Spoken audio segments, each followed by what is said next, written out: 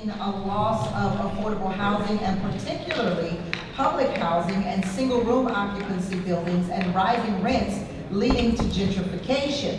In addition, they have a lot of vacant lots and vacant buildings where there is rising homelessness. So please welcome Mr. Shannon Bennett, the Executive Director of the Kenwood Oakland Community Organization of Chicago, Illinois.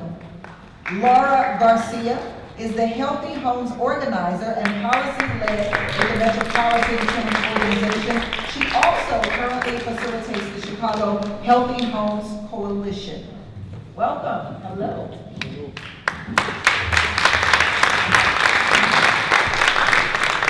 So what do you think has led to the loss of affordable housing and gentrification in Chicago?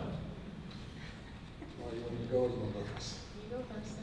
I would say a very blatant and sometimes subversive racial discrimination, segregation. Chicago, in particular, is one of the most segregated cities in the world historically.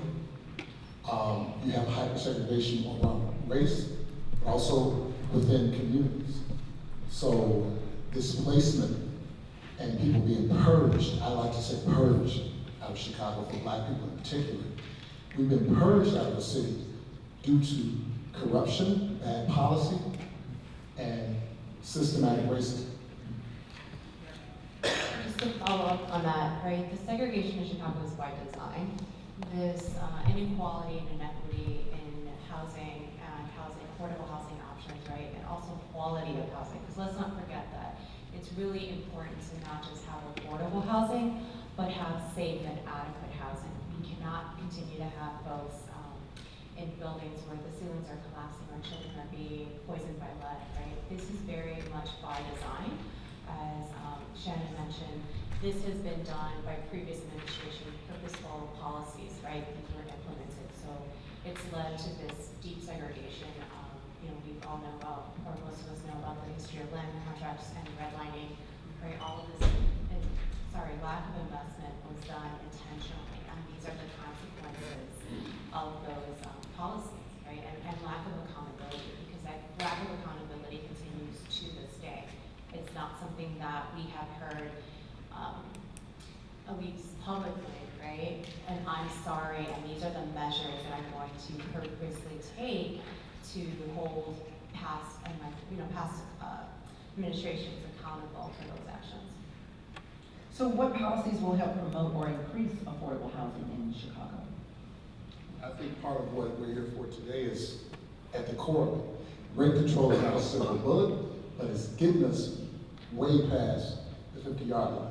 I think for years we've had things that have restricted us because of sometimes known and unknown policies in cities like Chicago, where the public can't understand how the real estate lobby, and you may not even know because it's the hidden hand. You don't know why things keep happening in neighborhoods and why you see more and more people and families have to be displaced. They don't have to be displaced, they're being displaced. So I think solutions like rent control, I think things like organizing tenants like we all do in this room to be at the forefront at the voices of talking about who's closer to the pain. People closer to the pain should be the people that's closer to the solutions because they have the solutions. So I think overall, we have a lot of wisdom that's untapped. Somebody said earlier, the sleeping giant. The sleeping giant in most of our situations are the people most impacted who sometimes go voiceless. So those solutions are all around us. I think we have other opportunities where we can be creative with historical policies that have been around and used in different places like co-ops. And it's so many different ways that we can leverage what's missing in our communities if we can change the balance of power. Not if, but when we change the balance of power.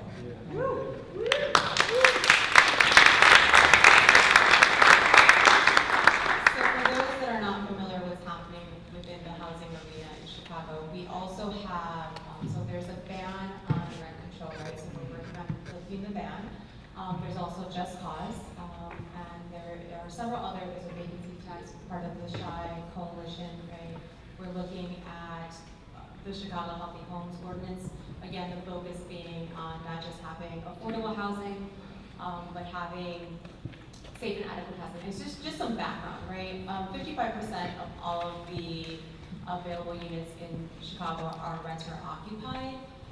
So that amounts to a little over roughly 600,000 units. Of those, 81% were built prior to 1978. And that's an important year in the public health arena as well, in addition to housing, because that means that 81% of those units had lead paint and other toxins, right? And I don't know if anyone's heard of the debacle, the Flint water crisis. We are actually have a worse rate. We have a rate of lead service lines. Our water is 5 times higher than the legal limit, right, set by the government. So we haven't had the same attention. We have been, recently there have been a lot of lawsuits filed. I recently filed one against the city of Chicago. We've been called out and lost a lot of federal funding because we're failing to replace those service lines, right? So you compound that with the environmental,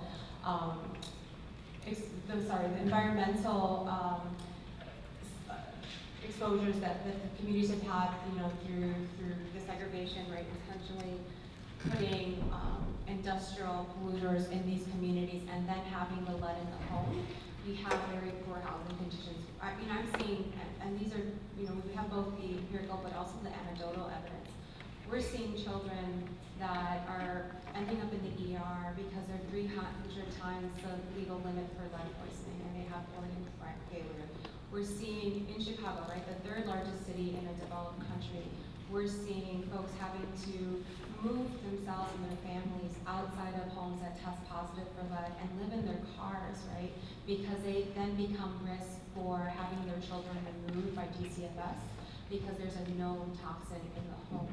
So people are having to constructively evict themselves because they can't legally stay in the unit, and we're punishing them for being poor and not being able to afford better housing, right, a nicer home.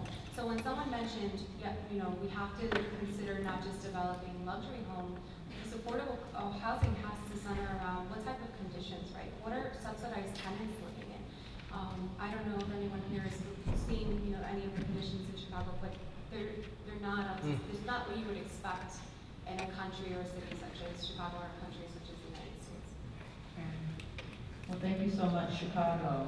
Final words. Finally, I would just say that we have to watch out for sometimes situations that can fool us. We have very progressive policies, and we have leadership in Illinois, the whole state. We have in Chicago, a black mayor, chair, Cook County Board president, but yet these things are happening where just some numbers that are very important to the black community in Chicago. Since, I say 2010, over 250,000 black people have been displaced out of Chicago. That's a horrific number. It's like, it's just gone. They're not returning. Well, we want them to return, but that's serious. You have something that's called, it was the Plan for Transformation. That's where public housing was demolished. You lost over 17,000 families and promised that these families will be returning. But it's now 20-some years later, and you have just taken land. You drive down the expressway, you see all of this land where housing used to be. So we talk a lot about the units that were lost, but I always try to flip it and say the families that are lost. Because many times it was more than just one family, and there was probably people who doubled up. But you have that many souls, that many lives, that many humans that people don't know where they are. So when you look at the context of what's happening with the people, displacement, and the issues that cause displacement are the things that we really got to grapple with. How did we get here? And I contend a lot of it came by intent. They intended to do this, they were deliberate, and it was bad policy, and it was really the evilness that is creating the cities that we have. It's a world-class city, Chicago.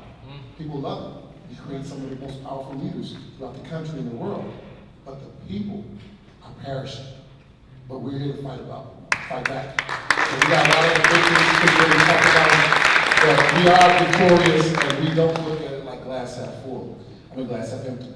we're pushing back in a lot of ways throughout this great city. Laura.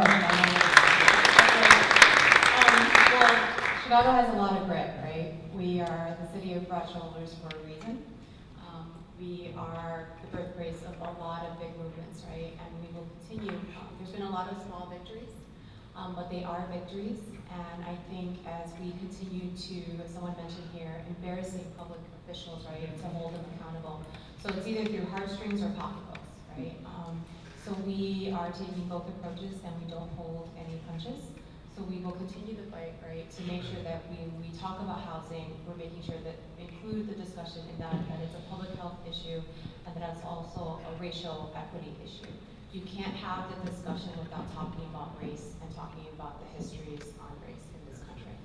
Thank you, Chicago. Thank you, Pomona. Thank you, Pasadena, Central Valley, Bay Area, St. Paul,